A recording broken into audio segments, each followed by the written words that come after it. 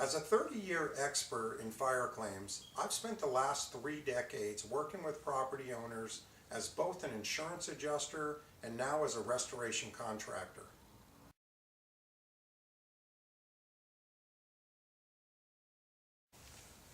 This 15-minute video was prepared for you, the property owner. It covers fire damage, your rights as a policyholder, and what everyone should know before hiring a contractor.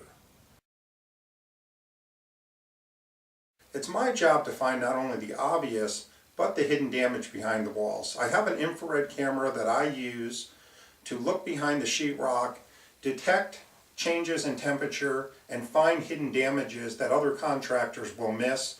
Make sure that your contractor is using the right technology to locate the fire damage in your home.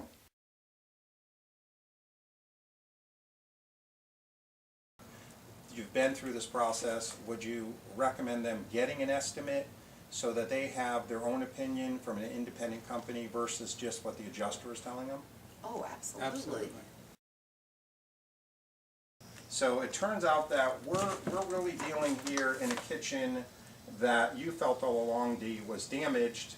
However, you're now feeling like you're battling against their experts. Exactly. How would you have felt if they said just essentially paint over it, leave the sheetrock up?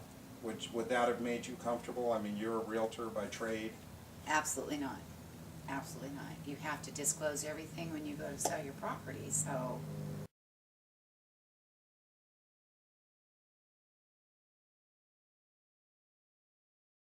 When it comes to electrical, looks can be deceiving. This fixture was taken out of a bedroom that really took the least amount of smoke in this house. But what's going on behind the fixture, though it looks okay in the front, a little water got trapped behind here, and you can see the amount of rust that has actually grown here in the first 4 to 6 weeks since the fire.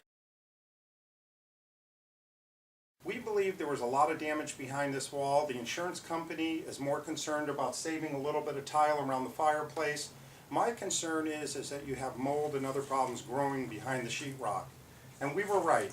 This insulation here not only has smoke coming down from the walls, but as you look at the drywall itself, there's water lines coming down through the whole thing.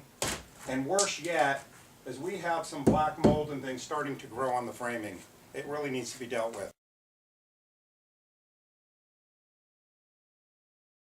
I've actually taken this blower out so you could get a closer look what happens after a fire. This is something that was discovered weeks after the initial inspection.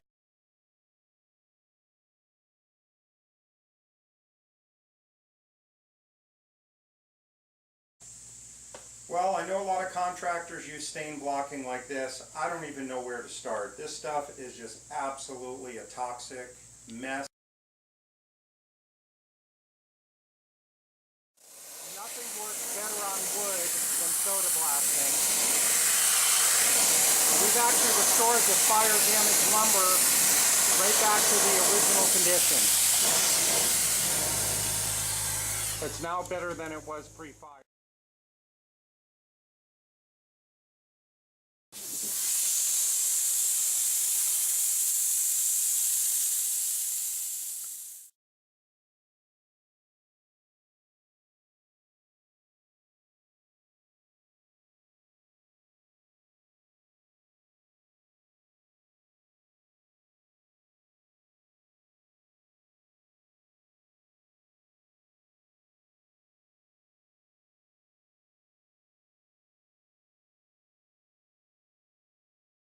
I walk through with my customer to make sure that what's being replaced is what they want back in there, and in this case they would like to change their cabinets, change their tile, which they may go back in with the granite, and the good news is that the granite is the same price as the tile.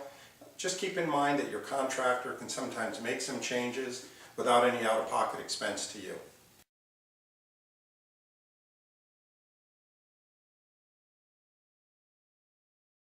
There were some things that you felt that really you got that you wanted for the house? Well, it was beyond our expectations actually, because I don't ever want to see Lowe's again or Home Depot, but you and Tom spent a few days looking for we went out things. and we got everything, and buy everything, and so we were decorating as you were building and picked out the cabinets, and So, everything came together beautiful. I mean, it's As you can see. a facelift. As you can see the Definitely a before and facelift. after pictures, it's just incredible.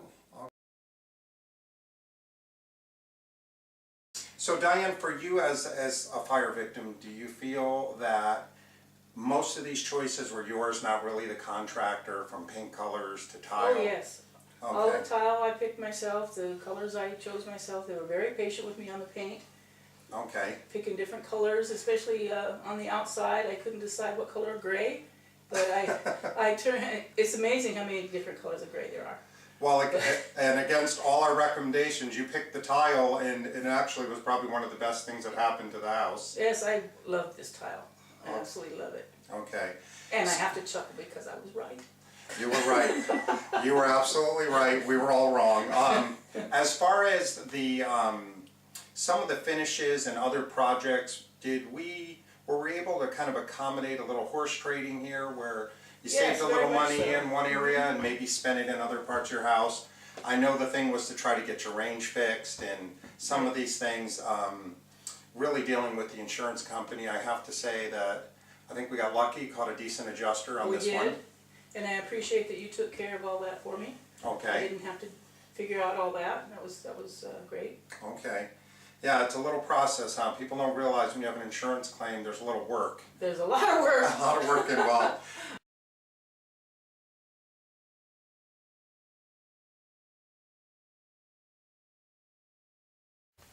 Let's take a moment to talk about personal property damage. If your home has sustained a major fire, everything inside is either going to be smoke damaged or need to be replaced. As your restoration contractor, we're here for you and we're on your side. So as we make recommendations, we're certainly not going to give you this computer monitor back. It's been full of smoke. The same thing with a lot of these other items that are in the garage. This sofa has taken too much smoke damage, and even with ozone treatment, I would not be comfortable giving this back to a customer. So you want to make sure your restoration expert is working for you. The insurance company would like to have everything cleaned, and they're going to recommend contractors who are going to try to get all your household contents restored. This is simply not practical. You are not going to be satisfied with the end result. Pick a contractor that's on your side.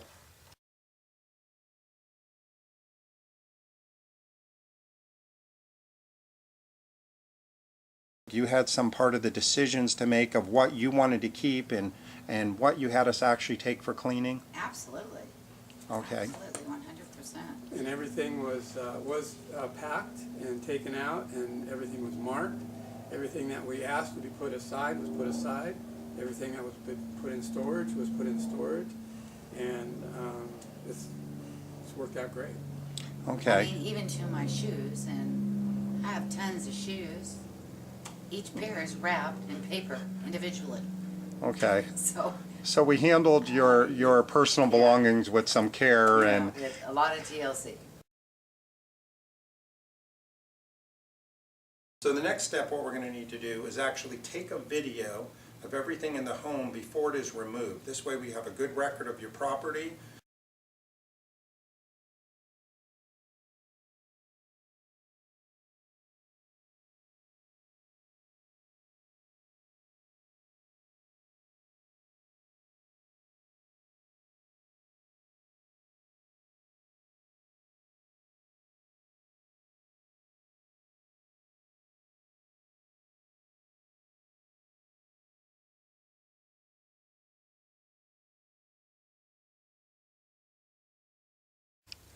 I would like to take a moment to talk to you about total loss inventory.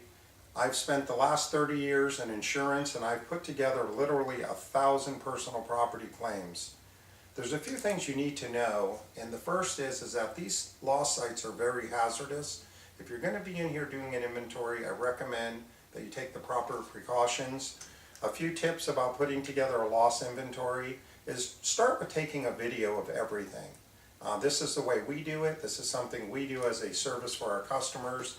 Everything you own, from your salt and pepper shakers right down to your Mr. Coffee maker, needs to be on this inventory. Most of us throw away our receipts. We don't have proper documentation. that will be something accepted by the insurance company. And also be aware that you have thousands of things in your home that may be destroyed. And so that you really need to know where to spend your time, what requires more detail, such as big appliances and expensive cutlery. You will not want to inventory each one of your cooking spices separately. I would suggest that rather than name it from paprika to oregano, you actually put this on one line item. There's certain places you can do allowances, such as in this kitchen, you're going to have food damage. Insurance companies will allow you a few shortcuts.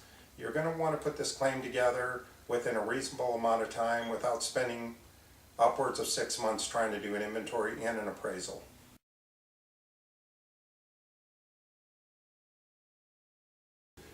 Once you've completed your rough listing and inventory of everything that's destroyed in your home, the next step is going to be assessing values. Most insurance companies require both a replacement cost, which is today's value, and an actual cash value, which is the used value of your contents.